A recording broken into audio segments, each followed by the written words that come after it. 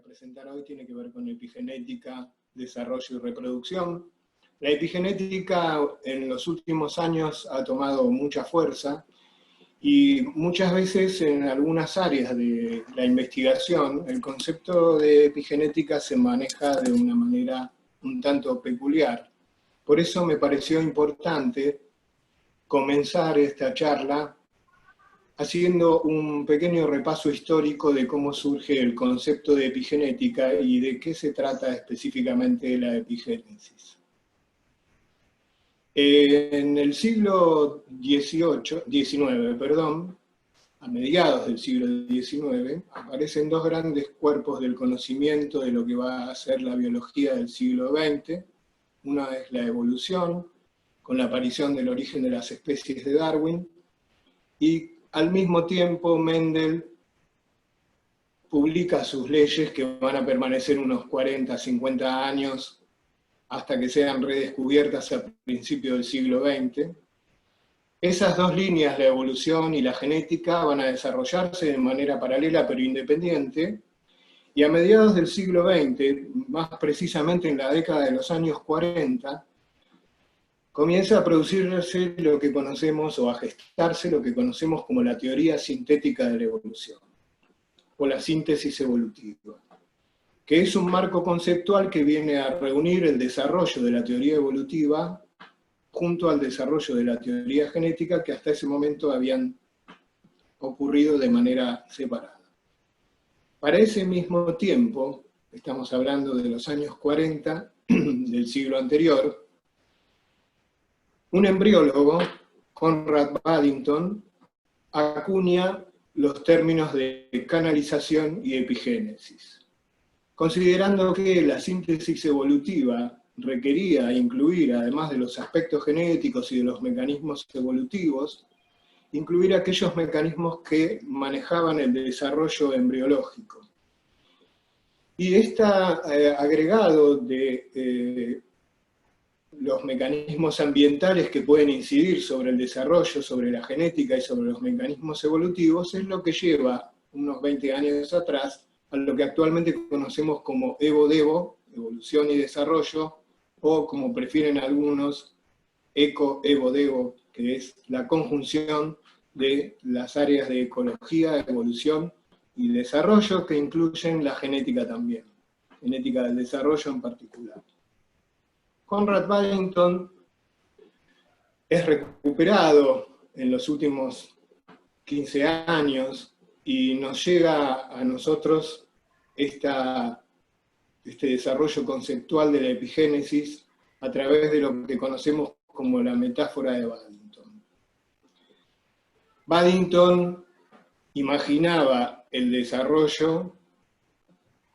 del embrión recién formado, en este caso la cigota, que sería esta bolita que vemos en la cima de un espacio acanalado, que sería el ambiente en el cual va a ocurrir su desarrollo, inclinado, de modo tal que esta bolita va a ir descendiendo por estos canales,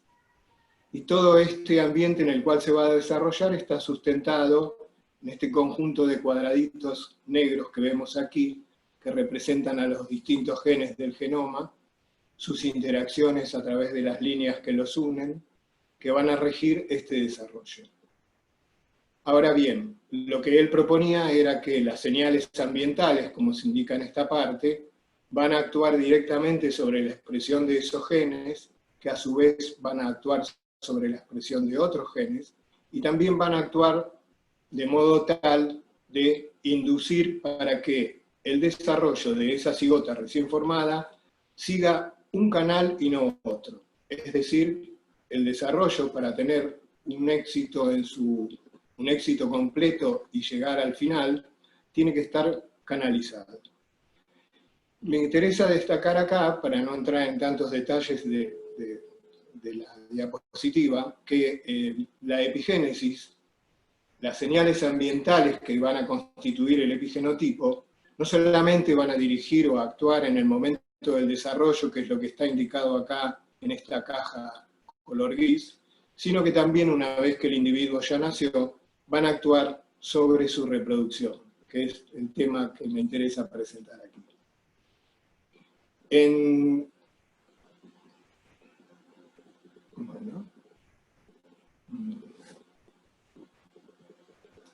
los términos de Baddington, la definición que él da de epigénesis es al conjunto de cambios de tipo transitorio en la función génica, particularmente en la expresión génica,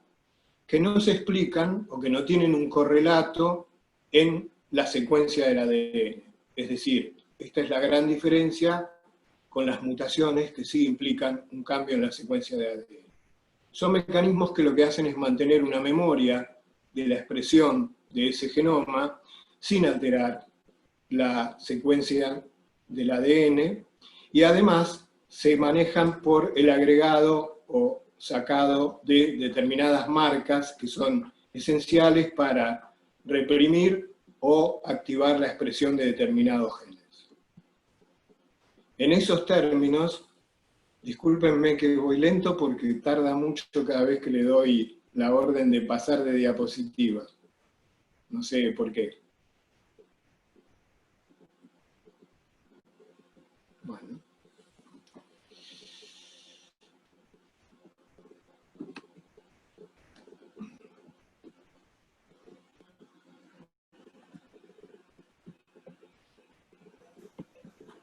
Alfredo, a mí la otra vez me pasó lo mismo. Bien. Los procesos epigenéticos pueden ser de diferentes tipos. Pueden ser lo que conocemos como epigénesis obligada, que son mecanismos propios de la dinámica del genoma, que no están influidos por factores ambientales externos a los que pueda estar sujeto el individuo entero, sino que son marcas que se refieren, que se agregan o se quitan del genoma en función de determinados procesos de diferenciación celular, formación de órganos, etc. Un ejemplo de esto serían todas aquellas marcas que son necesarias para que se activen las cadenas de genes durante el desarrollo a través de mecanismos de inducción. Otra forma es la epigénesis facilitada,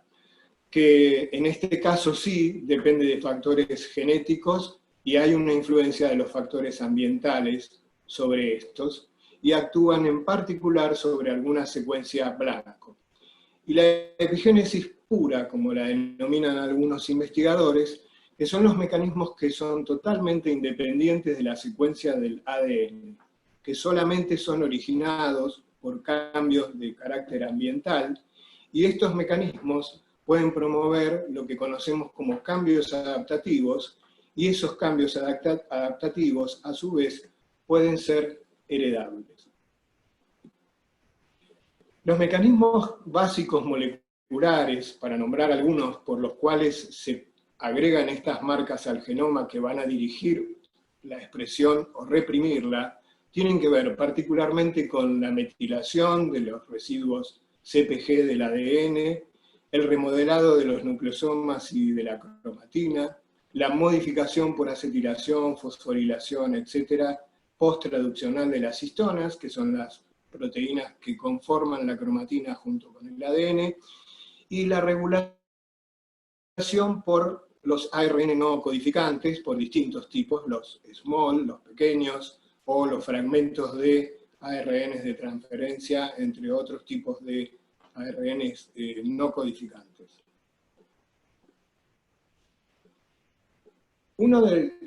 Después de desarrollada la idea de la epigénesis por parte de Baddington, si bien hubo algún desarrollo en los años 60 y en los años 70, el tema va a tomar una gran importancia a partir de los laboratorios del doctor Asim Sourani en Inglaterra y Davor Solter en Alemania, que van a constituir entre ambos lo que conocemos como el cuerpo conceptual de la impronta genómica o genomic imprinting, que tiene que ver con cómo se regula el desarrollo en los mamíferos. La impronta genómica consiste en un sistema controlado de la expresión génica por mecanismos epigenéticos basados en la metilación de los residuos CpG, lo que hace que se vaya a expresar en un genoma determinado, un determinado alelo, dependiendo del origen parental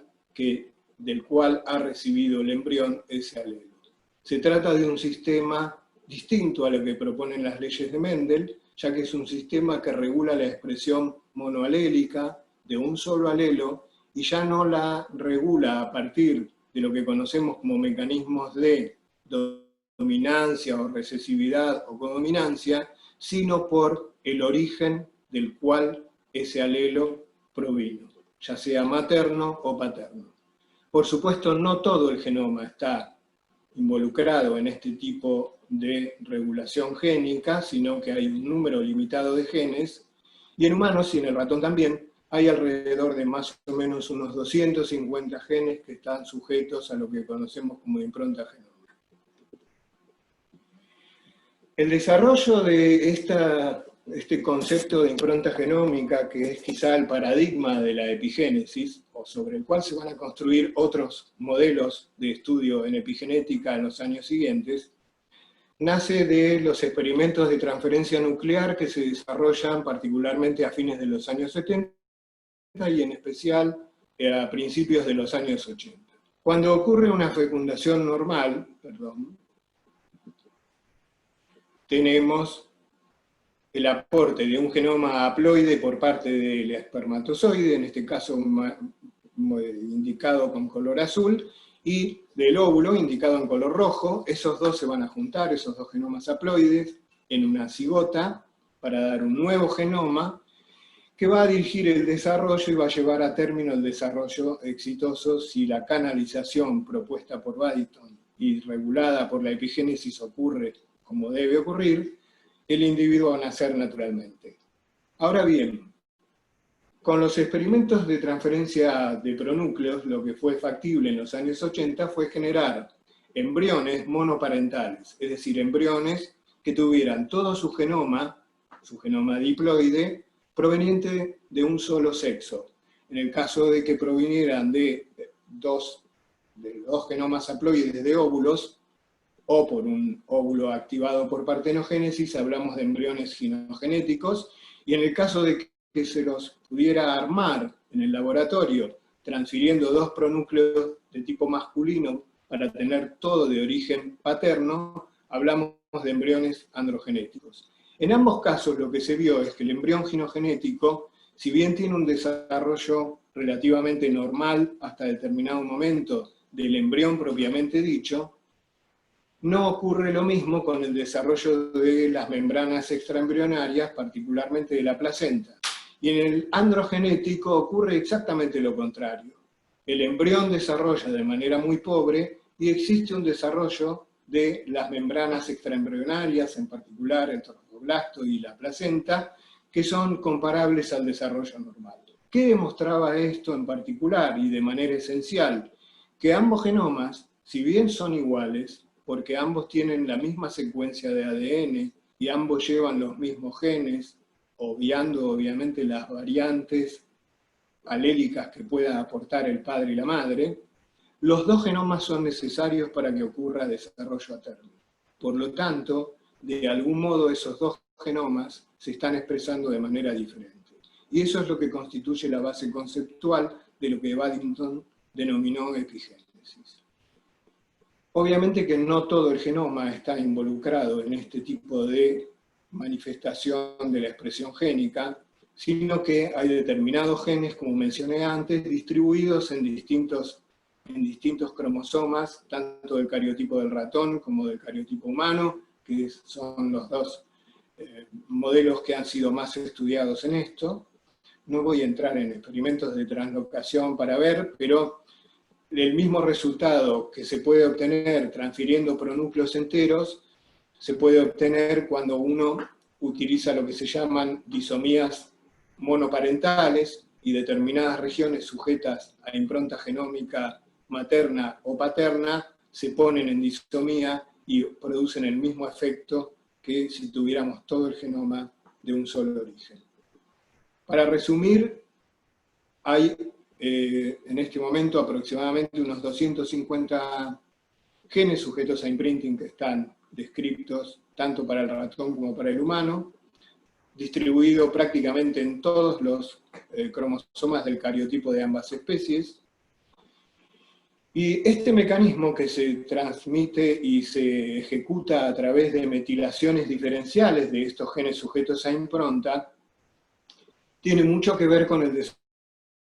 desarrollo de la reproducción, y actúa particularmente en estos puntos esenciales que yo he marcado en esta diapositiva, o en esta placa, que tienen que ver con el momento de la fecundación, el desarrollo preimplantación, la implantación, perdón, el desarrollo de la gónada y la gametogénesis. Una vez ocurrida la fecundación, el aporte del genoma haploide masculino y femenino trae un nivel de metilación muy diferente. En el gráfico, en las curvas que están acá abajo, lo que se observa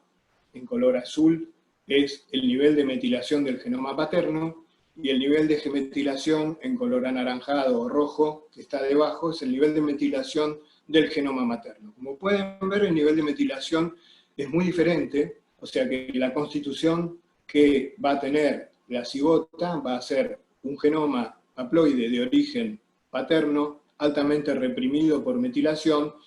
y un genoma haploide de origen materno no tan reprimido. Cuando transcurre el desarrollo preimplantación, que es lo que se ve en las figuras acá arriba, la formación de pronúcleos, la generación de una mórula que después va a compactar, esta metilación va modificándose y se va a producir una gran ola de desmetilación de ambos genomas, que luego van a volver a metilarse y a ir recuperando lentamente a partir del día 3 hasta llegar al momento de la implantación, aunque no con el mismo nivel que traían, por lo menos no en el caso del genoma paterno, con el mismo nivel que traían al momento de la fecundación. Acá se recuperan las marcas de metilación que se han perdido durante el proceso de desarrollo preimplantación. Y se llega a la formación del blastocisto, que va a ser el momento en que este embrión se implante en el útero, y acá ocurre algo también que quiero mencionarlo porque es importante, que es que en el momento de la implantación, donde va a ocurrir la gastrulación, se va a producir la especificación de un pequeño conjunto de células, que son las llamadas células germinales primordiales, que acá en estos gráficos, que son bastante feos, están indicados como una bolita negra. Este es el caso del ratón, este sería el caso del humano. Los embriones implantados de humano y de ratón son muy distintos. El embrión implanta como un cilindro, en cambio el humano, el conejo y la gran mayoría de los mamíferos se implantan como un disco aplanado. El origen, de todas formas, se supone que en ambos casos es el mismo de estas células, que son las células germinales primordiales en el epiblasto, de ese embrión que recién se implanta y va a gastrular para dar las 3 capas embrionarias. Estas células, una vez especificadas en el epiblasto, esta la vamos a pasar, van a salir de ese epiblasto para pasar al endodermo del embrión. A medida que va ocurriendo la gastrulación y comienza a crecer el embrión, van a continuar migrando un poco por el movimiento de crecimiento que va a tener el embrión, que va a hacer que se desplacen a través del endodermo, y también por una motilidad propia, ya que adquieren características ameboidales. Van a ir desplazándose hasta que en un momento determinado del desarrollo van a llegar a la etapa de pasaje del tejido endodérmico al tejido mesodérmico, que es lo que está indicado abajo, a los 9.5 días postcoito, para dirigirse a unos pequeños primordios de origen mesodérmico, que son los primordios genitales, que van a ser colonizados por estas células que vienen migrando desde el epiblasto. Acá al costado está, no me está funcionando el puntero, perdón. Acá al costado, bueno, ahí va, está lo que recién veíamos en el esquema. Vemos cómo del epiblasto salen las células marcadas Acá las encontramos ya en franca migración. El B' indica una ampliación de esta parte. Vemos que están migrando. Acá continúa la migración. Acá hay detalles de esas células que están marcadas con un marcador de pluripotencialidad, que es Oxford. Y una vez que pasan del endodermo al mesodermo, van a colonizar ese primordio para formar la gónada. En este caso lo que vemos son las células primordiales germinales que han colonizado un primordio genital, particularmente este caso es un ovario, y acá hay un punto también esencial. Una vez alcanzado este momento, hasta este momento, el embrión era un embrión sexualmente bipotencial. Es decir, no estaba expresando ser masculino o femenino. Recién en este momento en que se va a colonizar las crestas genitales y se va a activar toda la cascada génica, particularmente del gen SRI, si el embrión tiene una constitución genética XY, es cuando va a ocurrir la diferenciación sexual. Esta diferenciación sexual va a ser muy diferente en cada sexo, por supuesto, y también en este momento va a haber una nueva remarcación epigenética de los genomas. ¿Por qué? Porque hasta acá llegamos con los genomas que han venido del padre y de la madre marcados de acuerdo a su origen. Pero este embrión ahora va a tener un nuevo sexo, que podrá ser masculino o femenino, y todo su genoma va a tener que ser marcado de acuerdo al sexo que va a tener. No sé si se entiende claramente el concepto.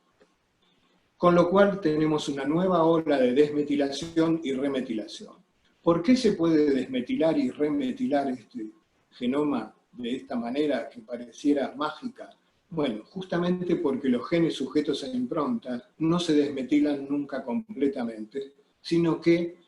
mantienen pequeñas marcas en sus regiones regulatorias, que son las que van a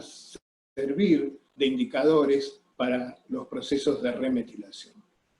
Ahora bien, la gametogénesis va a ser muy distinta, tanto en un sexo como en el otro, y por lo tanto va a haber una gran variación en los procesos de metilación. En el caso del sexo femenino, lo que va a haber es un inicio de la gametogénesis ya en la etapa de desarrollo fetal, que se va a continuar después alcanzada la pubertad. Y en el caso del sexo masculino, no va a haber desarrollo y entrada a la gametogénesis durante la etapa fetal, sino que esta va a ocurrir durante cuando se alcance la madurez sexual en la pubertad. Y acá va a pasar el espermatozoide por las distintas fases de su desarrollo, de la misma manera que el óvulo por las distintas del desarrollo folicular. Bien. Tanto durante el desarrollo embriológico como durante la gametogénesis existe una serie de factores de carácter ambiental, algunos de los cuales están puestos acá, como el estrés, las drogas de abuso, los disruptores endocrinos, las dietas, etcétera, que van a inducir o que pueden eventualmente producir cambios epigenéticos en el genoma y que a su vez estos cambios eventualmente se pueden transmitir a la descendencia. La diferencia entre un sexo y otro en cuanto a cómo estos factores ambientales van a influir son muy importantes. En el caso del sexo femenino hay una relación muy directa entre el embrión y la hembra en gestación, por lo tanto estas factores externos van a incidir sobre la epigénesis, particularmente en el momento de la gestación. En cambio, en el sexo masculino no existe esa relación directa con su descendencia durante el momento de formación de su descendencia. Y acá lo que consideramos es lo que se denomina estrés preapareamiento. Todo aquel factor externo que puede modificar el epigenotipo en el espermatozoide. Y esas marcas pueden ser llevadas al embrión en el momento de la fecundación. Hay ejemplos de este tipo de situaciones, por ejemplo, la intolerancia a la glucosa y la obesidad, que fue observada en descendientes de ratones, la mayor parte de estos experimentos obviamente son en ratón, en camadas de ratones que descienden de padres que fueron gestados en condiciones de desnutrición embrionaria. Estos embriones, estos descendientes, manifiestan una intolerancia marcada a la glucosa y un incremento en los niveles de obesidad. Y a veces se ha observado en algunas cepas de ratón que esta característica que se asocia directamente a la desnutrición que hubo durante la gestación del padre, no del descendiente, en particular, se puede llegar a ver hasta 2 generaciones posteriores. Lo mismo pasa con alteraciones hepáticas o con desórdenes metabólicos que se adquieren por vía paterna por alteración de marcas epigenéticas llevadas por el espermatozoide. No sabemos en realidad al día de hoy cuáles son los mecanismos moleculares por los cuales estas marcas epigenéticas que pueden producir alteraciones en la descendencia llegan al espermatozoide y llegan a su vez al embrión en el momento de la fecundación.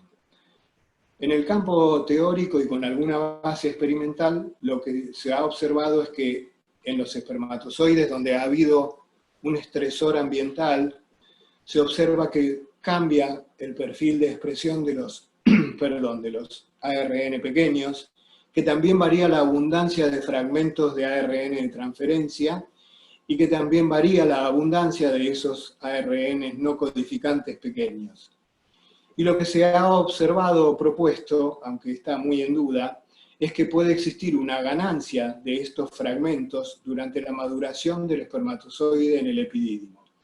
Lo cual no sería raro porque sabemos desde hace ya muchos años que, por ejemplo, el epidídimo durante la maduración espermática tiene una función muy importante y de hecho hasta fagocita en el ratón espermatozoides que detecta con malformaciones. Entonces este tipo de transmisión, si bien no tiene todavía una base experimental sólida, podría estar como mecanismo involucrado para transmitir características producidas en los espermatozoides por estresores ambientales. Otra posibilidad es la alteración del código de histonas, particularmente durante la espermatogénesis y antes de que se produzca el recambio de las protaminas.